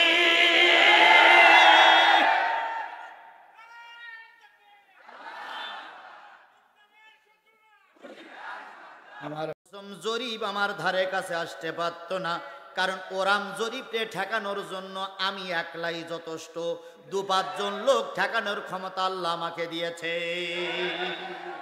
আমি বুঝতেই পারিনি যে সাধু বেশে পাকা চোর সাজবে। কি বাপের বেটারে ভাই, এসে টান দিয়ে লাইটটা নিভাই দিল, এসে তার ধরে টান দিয়ে লাইট নিভাই দিল। আমি সেদিনকে চিন্তা করেছিলাম আল্লাহ যদি 15টা মিনিট আগে জানতে পারতাম যে আমার মঞ্চ আক্রমণ করবে, আমি একলা আর এক কান সিয়ারই আমার জন্য যথেষ্ট। বুঝতে পারি নাই। তারপর ওরা মনে করেছিল জিহাদির আজকে এখানে হত্যা করবে, কিন্তু আল্লাহ রাব্বুল আলামিন বলেছিল তুমি পারবা না। চারিদিক থেকে যখন আক্রমণ, আমার মাথায় কি বুদ্ধি আসলো, আমি আপনাদের কাতারেই লাফ মেরে পড়েছিলাম। সেদিন যারা ছিলেন তারা ভালোই জানেন, আপনাদের সেদিনের সহযোগিতার জন্য আপনাদেরকে ধন্যবাদ। সেদিন কিছু লোক আমাকে বগলের ভিতরে করে নিয়ে উঁচু করে ময়দান থেকে বাইর করে দিয়েছিলেন, আমি আপনাদের জন্য কিছুই দিতে পারিনি। শুধু আপনাদের জন্য আমি গত পরশুদিন ওমরা করে ফিরে এসেছি, আমি কাবার গেলাপ ধরে কেঁদেছি, আল্লাহ সাতিয়ার যে মুসলমানগুলো আমার বিপদে এগিয়ে এসেছিল, আল্লাহ তুমি ওদেরকে কবুল করে না, ওদেরকে জান্নাতের মেহমান বানিয়ে দাও। আমি আপনাদের জন্য টাকা দিতে পারিনি, সময় দিতে পারিনি, অর্থ দিতে পারিনি, শুধু কাবার গেলাপ ধরে আপনাদের জন্য কান্দার একটু সুযোগ পেয়েছি। আমি আপনাদের জন্য কেঁদে এসেছি। এই জন্য বন্ধুগণ, কালেমা পড়লে আপনাকে সম্পূর্ণ আল্লাহর উপরে এখতিয়ার করতে হবে। আল্লাহ রাব্বুল আলামিন বলেন, ওয়ালা তাহিনু ওয়ালা তাহজানু ওয়া আনতুমুল আ'লাউনা ইন কুনতুম মুমিনিন। তোমাদের কোনো ভয় নাই, তোমাদের কোনো চিন্তা নাই, আমি আল্লাহ পাক তোমাদের বিজয় দেব যদি তোমরা মুমিন হতে পারো। কে বলেছেন? যাদের হৃদয় আছে আল্লাহর ভয়, তারা কভু পথ ভুলে যায় না, তারা কভু পথ ভুলে। আল্লাহর প্রেম ছাড়া এই দুনিয়ায় কারো কাছে কোনো কিছু চায় না। রাতের আধারে যারা সিজদাতে রয়, দু চোখের অশ্রুতে নদী যেন বয়। ছলনার হাত চানি যতই আসুক, পিছনে ফিরেও তাকায় না। যাদের হৃদয় আছে আল্লাহর ভয়, তারা কভু পথ ভুলে যায় না। আমরা সে আল্লাহর ভয় নিয়ে চলতে চাই, কথা বলেন ঠিক না বেঠিক? এবার আসুন, আল্লাহ রাব্বুল আলামিনের পথে যারা আসবে তাদের যুগে যুগে পরীক্ষা হবে, ওই পরীক্ষার পরেও তারা ধর্মের কাজ করে যাবে, কথা বলেন ঠিক না বেঠিক? আল্লাহর নবীর চাইতে ভালো মানুষ কেউ ছিল না, আমরা তার সঙ্গে তুলনা করব না। আসুন তারপরে যে খলিফা হযরত আবু বকর সিদ্দিক রাদিয়াল্লাহু তাআলা আনহু, নবীর মৃত্যুর পর আবু বকর সিদ্দিক খেলাফতের দায়িত্ব পালন করেছিলেন। আবু বকর 2 বছর 3 মাস 17 দিন 6 ঘন্টা খেলাফতের দায়িত্ব নিয়েছিলেন। এই 2 বছর 3 মাস 17 দিনের ভিতরে তার কয়েকটা কথা বলে আমি আপনাদের কাছে শেষ করি। নেতার মতন নেতা যদি হয়, সে মরার সময়ও প্রতিশোধ নিতে চায় না। আল্লামা নিজামী সাহেব, তার সন্তানেরা যখন তার সঙ্গে সে দেখা করতে গেলেন, আর 10টা মিনিট বসবো, বা 10টা মিনিট হয়ে গেছে। তার সন্তানেরা যখন তার সঙ্গে দেখা করতে গেলেন, কয়টা সন্তান? 6টা। 6 সন্তানের প্রথম বড় সন্তান হলো মেয়ে। হ্যাঁ, ছেলে 4টা, মেয়ে 2টা। আল্লামা নিজামী সাহেব ছেলেদেরকে বললেন, বাজান, যে কদিন আল্লাহ পাক আমারে হায়াত রেখেছিল সে কদিন আমি বেঁচে ছিলাম, আমার মৃত্যুর পরে যেন প্রতিশোধ নিতে যেও না।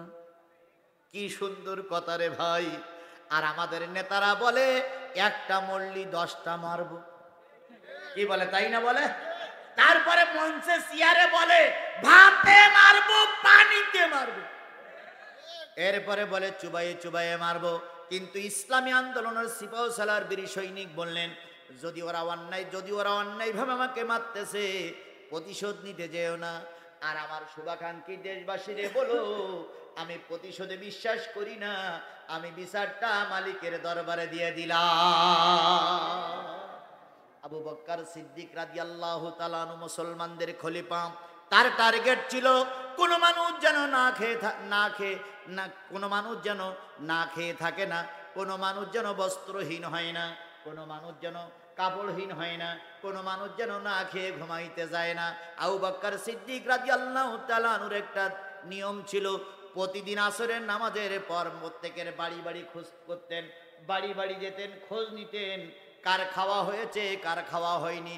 সেই সুন্নাত অন্তত আজকে কেউ পালন করুক আর না করুক, জামাত ইসলামের আমির ডাক্তার মোহাম্মদ শফিকুর রহমান পালন করেই চলেছে। লোকটা বুড়া মানুষ, বয়স নাকি 70-এর উপরে, 75-76 বছর বয়স। উনি সেদিন এক সমাবেশে বলেছিলেন, আমারে বুড়া বুড়া মনে করবা না। কি শুনুনি তোমরা? শুনো, আমারে বুড়া বুড়া মনে করবে না, আমি কিন্তু বয়সে বড় হলু, কর্মের দিক থেকে বুড়া না। ওই কি বলে লক্ষ্মীপুর ফেনীতে বন্যা হলো, ডাক্তার মোহাম্মদ ইউনূস যাওয়ার আগে, ফখরুল যাওয়ার আগে, ক্ষমতাসীন দলের নেতারা যাওয়ার আগেই ডাক্তার শফিকুর রহমান হাজির, সুবহানাল্লাহ বলেন। এই জন্য কেউ কেউ বলেছে বর্তমান বাংলাদেশের খলিফা, মুসলমানদের খলিফা হয়ে আবির্ভূত হয়েছে ডাক্তার শফিকুর রহমান। কেউ কেউ বলতেছে তিনি দেশের জন্য একটা রহমত।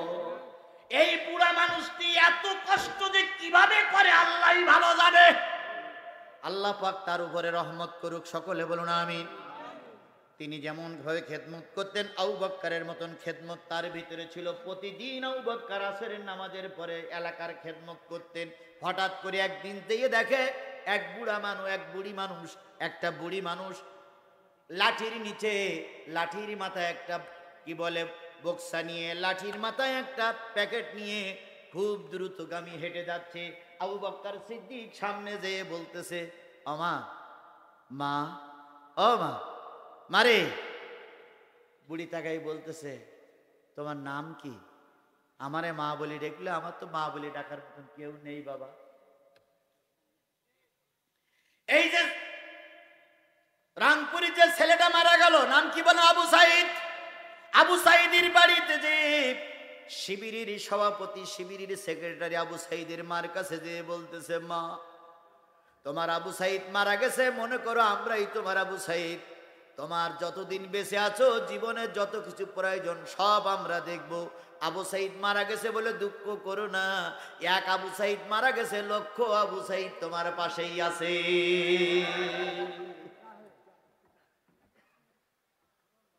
আবু বকর সিদ্দিক যখন মা বলে ডাকলেন, বুড়ি বললেন, কে গো তুমি?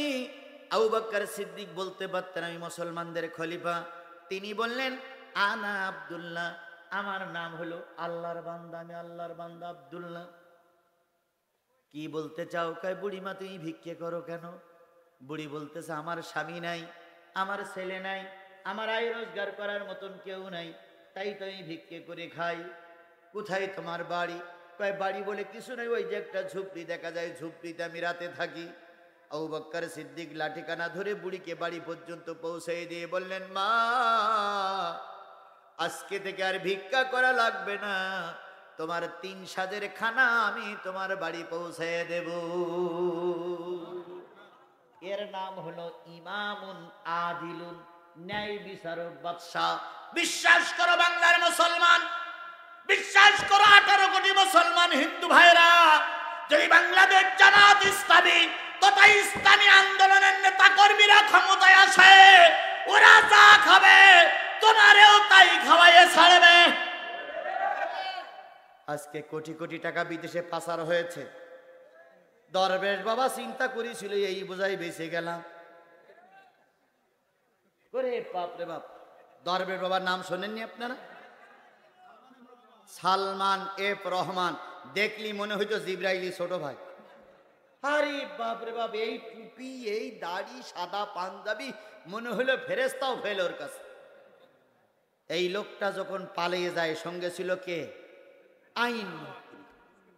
2 জন তখন তসবি নিয়েছে, তসবি নিয়ে একজন দাড়ি কেটেছে আর একজন দাড়ি রেখেছে। একজন কেটেছে আর একজন রেখেছে, রেখে দুটো তসবি নিয়ে সুবহানাল্লাহ সুবহানাল্লাহ সুবহানাল্লাহ দরবেশ হয়ে গেছে। তো একজন যে বলতেছে, ভাই এই নৌকায় যে 2 জন বসে আছে, এই লোকটা চেনা চেনা মনে হচ্ছে, যেন টিভিতে কোন জায়গায় দেখেছি বলে মনে হচ্ছে। আইনমন্ত্রী দেখে বলতে, ও তখন ওদিক ফিরে সুবহানাল্লাহ সুবহানাল্লাহ সুবহানাল্লাহ। আচ্ছা এটা কি বাসা সুবহানাল্লাহ না ওইলো মরা সুবহানাল্লাহ? তা বাসা সুবহানাল্লাহ। তো আরেকজন এসে বলে, কি বলতেছি? এই লোকটা দেখেছি যে। তখন যে বলছে, ভাই আপনি সরকারের একটা মন্ত্রী না? ও তখন বুঝতে পেরেছে খেলা শেষ। পালাতে চাইছিল, পালাতে পারেনি। 2 জনকে ধরে জেলখানায় রিমান্ডে দেওয়া হলো। আজকে এই আইন মন্ত্রীদের কারণে সাবেক আমিরে জামাতের ফাঁসি হয়েছে। এই আইন মন্ত্রীর একটা কালেমার ঘোষায় সেক্রেটারি জেনারেল আলী হাসান মোহাম্মদ মুজাহিদকে ফাঁসির কাস্টে ঝুলতে হয়েছে। এই আইন মন্ত্রীর একটা কলমের ঘোষায় কামারুজ্জামান ভাইকে ফাঁসির কাস্টে ঝুলতে হয়েছে। পৃথিবীর সব মানুষ ভুলে গেলে আমরা ভুলে যাইনি। আমি এখান থেকে অনেক বছর আগে গোপনে 2-2:30টার সময় নিজামী সাহেবের কবর জিয়ারত করতে এসেছিলাম। 2:30টার সময় ওনার কবরের পাশে শহীদ মতিউর রহমান নিজামী লেখা হয়েছিল। বলো, এখানকার একদল মুক্তিযোদ্ধারা তার বিরোধিতা করেছিল। কথা বলেন ঠিক না বেঠিক? আমি বিশ্বাস করি যারা শহীদ মতিউর রহমান নিজামীর প্রথমে শহীদ লেখা বলে বিরোধিতা করেছিলেন, এরা একটাও মুক্তিযোদ্ধার পক্ষের লোক নয়। মুক্তিযোদ্ধার পক্ষের লোক হলে কখনো শহীদ মতিউর রহমান নিজামীর বিরোধিতা করতে পারতেন না। বাংলাদেশে যারা মুক্তিযোদ্ধা তারা দুই ভাগে বিভক্ত। একটা হচ্ছে বীর মুক্তিযোদ্ধা, আর একটা হচ্ছে বীর মুতিয়ে যোদ্ধা। কয়টা গ্রুপ? একটা হচ্ছে বীর মুক্তিযোদ্ধা, আর একটা হচ্ছে বীর মুতিয়ে যোদ্ধা। যারা বীর মুক্তিযোদ্ধা তাদেরকে আমরা স্যালুট জানাই। কথা বলেন ঠিক না ঠিক? উল্টো বসবেন না। আপনারা দেশ রক্ষা করার জন্য রক্ত দিয়েছেন, ঘাম ঝরিয়েছেন, নিজের স্ত্রীকে বিধবা করতে চেয়েছিলেন, আপনার অঙ্গ প্রত্যঙ্গ হানি হয়েছে। আপনারা সঠিক মুক্তিযোদ্ধা, আপনাদেরকে স্যালুট জানাই, স্যালুট জানাই, স্যালুট জানাই। কিন্তু মুক্তিযোদ্ধার নাম করে যারা ভাতা নেছেন, যারা জীবনে যুদ্ধ করতে যান নাই, তাদের একটা গ্রুপের লোক হলো 3 ইঞ্চি হারুন। কয় ইঞ্চি হারুন? আমি চিন্তা করি পুলিশের চাকরি করতে গেলে 5 ফুট 6 ইঞ্চি লাগে। এই দেড় বেটারি চাকরি বইল কি করে?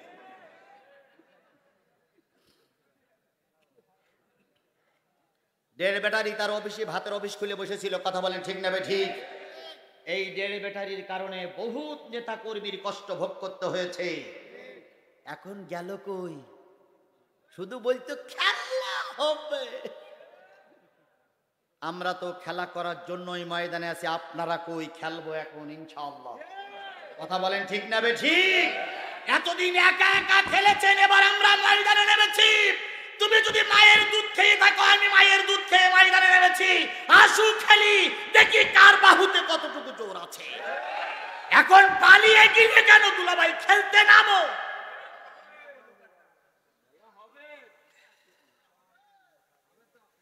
মাঠে দুই পক্ষ খেলা হতে গেলে, মাঠে খেলতে গেলে কয় পক্ষ লাগে? 2 পক্ষ লাগে। এতদিন ওনারা এক পক্ষই খেলেছে, আর আমাদের নামতে দেয়নি। দিন খান দিয়ে আমাদের ঘরের দরজাতে রেখেছে, নামা যাবে না, নামা যাবে না, নামা যাবে না। আবার মাঠে এসে বলেছে একা একাই গোল দিলে 70 খান গোল দেওয়া যায়। কথা বলেন ঠিক না ঠিক? দিনের ভোট রাতে করলে দেড় ব্যাটারিও নেতা হয়ে যায়। যাদের সমাজে কোনো পাস ছিল না, যারা গরু চুরি করে ক্ষমতার পাওয়ারে ছিল, তারাই বছরের পর বছর ক্ষমতা দখল করে রেখেছিল। আর শিক্ষিত নেতারাই জেল খেটেছে, পালিয়ে পালিয়ে বেড়েছে। 2 পক্ষের খেলা হবে। মনে করুন পাবনার মাঠে আসবে রংপুরের পার্টি আর খুলনার পার্টি। কোনো ঘটনাক্রমে খুলনার পার্টি আসেনি, এসেছে রংপুরের পার্টি। রংপুরের পার্টি এসে দেখে খুলনার পার্টি নেই। এখন ওনারা চিন্তা করছে টিকিট কাটা, তাহলে খেলায় এরাই ভাগ করে খেলুক। 2 পক্ষ ভাগ করেছে এরশাদ আর শেখ হাসিনা। ওরা কিন্তু এক পক্ষেরই লোক। তো খেলা করিয়ে একজন 11 খান 12 খান করে গোল দিয়েছে। তো গোলদের রাজশাহীর পার্টি বাড়ি গেছে 11টা সাড়ে 11টার সময়। তো স্ত্রী জিজ্ঞেস করছে, তুমি আজকে খুব খুশি খুশি ভাব, জিতেছো না হেরেছো? তো বলতেছে, গিন্নি আজকে 11 খান গোল দিছি। তা গিন্নি বলতেছে, তুমি তো জীবনে কোনোদিন মাঠের থেকে গোল খেয়ে ছাড়া গোল দিয়ে বাড়ি আসো না। তুমি তো ভোটে দাঁড়ালে জামানত বাতিল হয়ে যায়। আজকে 11 খান গোল দিলে কেন? তোমার প্রতিদ্বন্দ্বী যারা ছিল তারা কি খুব দুর্বল? তখন বলতেছে, না রে গিন্নি, খুলনার সঙ্গে খেলা ছিল, তো খুলনাওয়ালারা আসেনি। স্ত্রী তখন বলতেছে, তাই 11 খান গোল দিলে কেন? 110 খান গোল দিতে পারোনি। আওয়ামী লীগের খেলাটা এরকমই ছিল। কথা বলেন ঠিক না ঠিক? বাংলাদেশ জামাত ইসলামী ওরা নির্বাচন করতে দেয়নি, বিএনপিকে ওরা নির্বাচন করতে দেয়নি, গণতন্ত্রের পক্ষে শক্তি ওরা নির্বাচন করতে দেয়নি। ওরা একা একাই বলতে চায়, শুধু বলেছে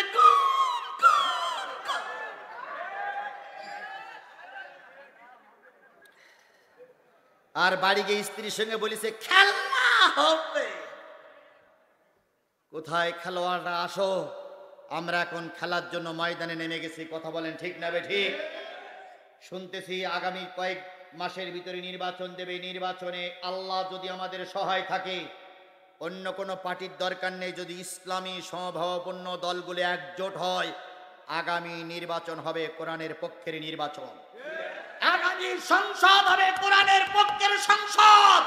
আগামী প্রধানমন্ত্রী হবে কোরআনের পক্ষের মন্ত্রী। আগামী বঙ্গভবন হবে কোরআনের পক্ষের বঙ্গভবন। ভারত সহ গোটা বিশ্ব যদি আমাদের বিরোধিতা করো, টিকাতে পারবা না, পারবা না, পারবা না।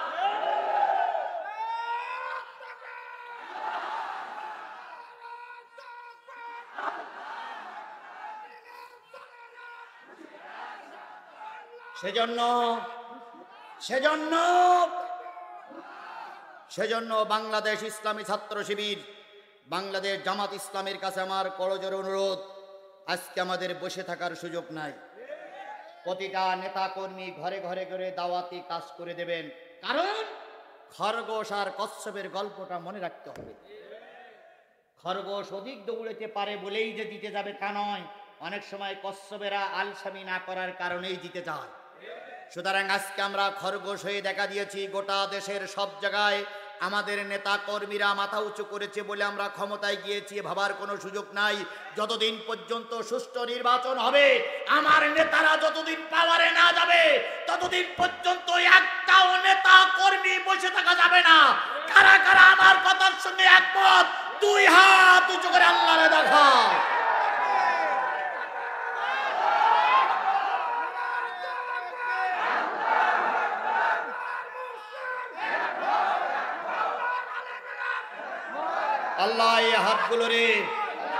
আল্লাহ এই হাতগুলোরে কবুল করুক। সকলে বলুন আমিন। আরো জোরে আমিন, আরো জোরে। আবু বকর সিদ্দিক কার খোঁজ নিলেন? বুড়ির খোঁজ নিলেন। বুড়ি বললেন, আমার তো ছেলে নাই, আমার তো পরিবারে কেউ নাই, আমার তো দেখার মতন কেউ নাই। বুড়ি বললেন, মা চিন্তা করো না, আমি তোমার দায়িত্ব নিলাম। আবু বকর দুপুরের খাদ্য দেয়, রাতের খাদ্য দেয়, সকালবেলার খাদ্য পৌঁছায় দেয়। হঠাৎ করে ওমরে ফারুক রাদিয়াল্লাহু তাআলা আনহু একদিন আসরের পরে রাস্তা দিয়ে হাঁটতেছে আর বলতেছে, এই সমাজে এমন কোন লোক আছে যেই লোকটা না খেয়ে থাকে? একজন লোক দেখাই দিলেন, ওমর ফারুক, আমার মদিনায় কোনো না খাওয়া লোক নাই, তবে ওই যে দূরে একটা ঝুপড়ি দেখা যায়, ওই ঝুপড়ির ভিতরে একটা বুড়ি বসবাস করে। ওই বুড়ি দীর্ঘদিন ভিক্ষা করতে বাহির হয় না। হয়তো বুড়ির অসুখ করেছে, হয়তো বুড়ির সংসার অভাব দেখা দিয়েছে। একটুখানি খেয়াল করেন, আল্লামা সাঈদী যে এলাকার থেকে নির্বাচিত হতেন, ওই এলাকাটা ছিল হিন্দু অধ্যুষিত এলাকা। আমি ওই এলাকা একবার মাহফিলে গেছিলাম, একটা বুড়ির সঙ্গে আমার দেখা, বুড়ি আমার ব্যাগটা ধরে বললেন, আমার জীবনের সত্য ঘটনারাই বলতেছি। বুড়ি আমার ব্যাগটা ধরে বললেন, বাবা তুমি কি বক্তা নাকি? আমি চিন্তা করলাম, এই এলাকার মানুষেরা আল্লামা সাঈদীর নামে মামলা দিয়ে সাঈদীর জেল খাটা চাই, বক্তা বলে প্রমাণিত হইতে হলে হয়তো বুড়ি আমার গেড়া কলে ফেলতে পারে। আমি বললাম, বাবা মা কেন? কয় না, তুই বলো তুমি কি বক্তা নাকি? আমি এক পর্যায়ে স্বীকার করলাম। বুড়ি আমার ব্রিফ কেসটা ধরে বলতেছিল, বাবা তুমি কি আল্লামা সাঈদীর খোঁজ বলতে পারো? আমি বললাম, মা তুমি হিন্দু মানুষ, আমার জীবনের দেখা কাহিনী, তুমি একজন হিন্দু মানুষ, হাতে তোমার হিন্দুদের চুড়ি, গলায় তোমার পৈতে, তুমি আল্লামা সাঈদীর খোঁজ নাও কেন? উনি বললেন, মা বাবারে, আল্লামা সাঈদীর গ্রামের পাশে আমার গ্রাম। আমি বললাম, মুসলমানদের নেতা মুসলমানেরা খোঁজ নেয় না, তুমি খোঁজ নাও কেন? সে তো একটা রাজাকার মানুষ। বুড়ি তখন 70 বছরের বুড়ি আমার মুখে হাত দিয়ে বলতেছে, বাজান রে, রাজাকার বলে গালিগালাজ দিও না, তোমার সেইতে আমি আল্লামা সাঈদীর বেশি ভালোবাসি। আমি জিজ্ঞেস করলাম, মা কেন ভালোবাসো? বুড়ি বললেন, বাবা আমার স্বামী নাই, আমার আয় রোজগার করার মতন কেউ নাই। সাঈদী সাহেবের বাড়িটা জীর্ণ শীর্ণ বাড়ি, ওই বাড়ি যেতে গেলে আমার বাড়ির পাশটাই যেতে হয়। যখন আল্লামা সাঈদী 6 মাস 3 মাস 4 মাস পর পর বাড়ি আসে, আমার বাড়ির পাশ দিয়ে যাওয়ার সময় সর্বপ্রথম আমাকে ডাকে, কাকিমা কেমন আছো?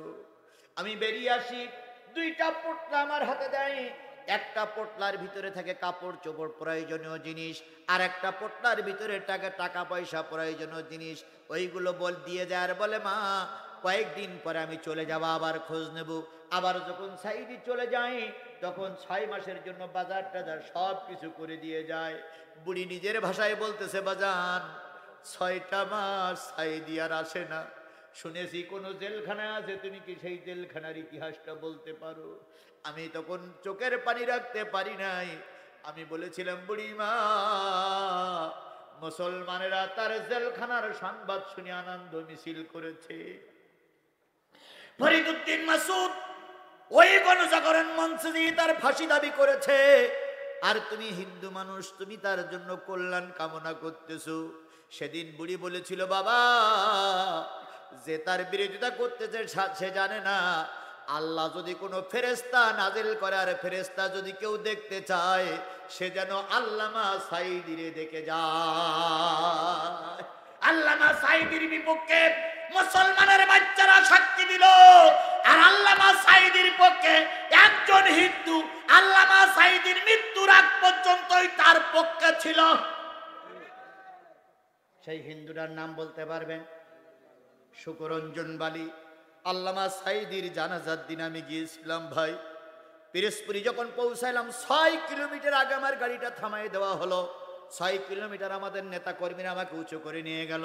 আমি যখন আল্লামা সাইদির লাশের গাড়ির কাছে গেলাম তখন ভারপ্রাপ্ত আমির জামাত কথা বলতেছিলেন। উনি যখন ছিলেন শুকরঞ্জন বালি তখন পাশে দাঁড়িয়েছিল। আমি শুকরঞ্জন বালিকে দেখলাম হাউমাউ করে ওই লাশের গাড়ি ধরে কাঁদতেছে। আমি শুকরঞ্জন বালিকে জিজ্ঞেস করলাম, ভাই আপনি কেন কাঁদেন? উনি বললেন, হুজুর, আমি সাইদির মৃত্যুর আগ পর্যন্ত তাকে নির্দোষ বলে প্রমাণ করতে চেয়েছি, করতে পারি নাই।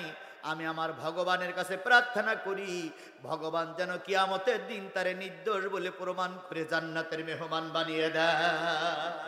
জাতির আজকে কষ্ট লাগে, শুকরঞ্জন বালির মতন হিন্দু মানুষেরা আলেমদের পক্ষে থাকে, আর আমাদের দেশের একদল আলেমেরা আল্লামা সাইদির বিরুদ্ধে মিছিল করেছে। কথা বলেন ঠিক না ঠিক?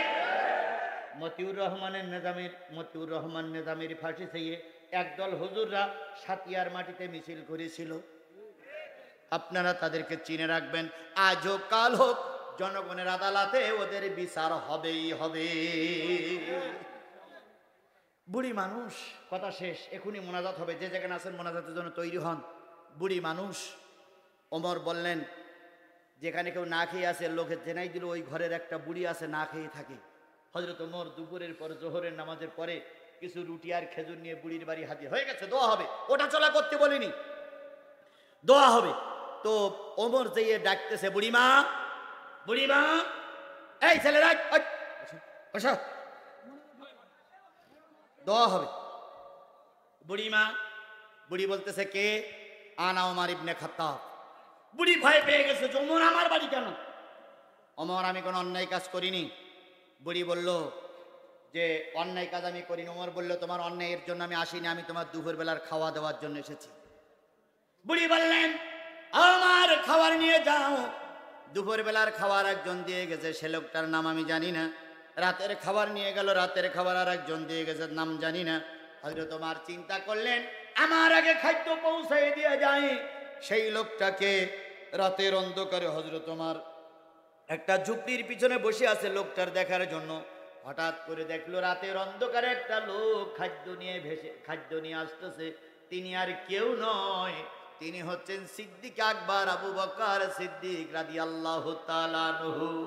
হযরত ওমর আবু বকরকে ডাক দিয়ে বলতেছে, আবু বকর, এই জন্য আল্লাহ পাক তোমাকে জান্নাতের মেহমান বানিয়ে দিয়েছে। আজকে যদি সব নেতারা, বাংলাদেশের সব নেতারা এই আদর্শবান হতো, কোন লোক না খেয়ে ঘুমাইতে যেত না। কথা বলেন ঠিক না ঠিক? সুতরাং আদর্শবান নেতা, নীতিবান নেতা চিনতে হবে। এই নীতিবান নেতারে আমরা আগামীতে নির্বাচন করে ক্ষমতার মসনদে বসাবো ইনশাআল্লাহ।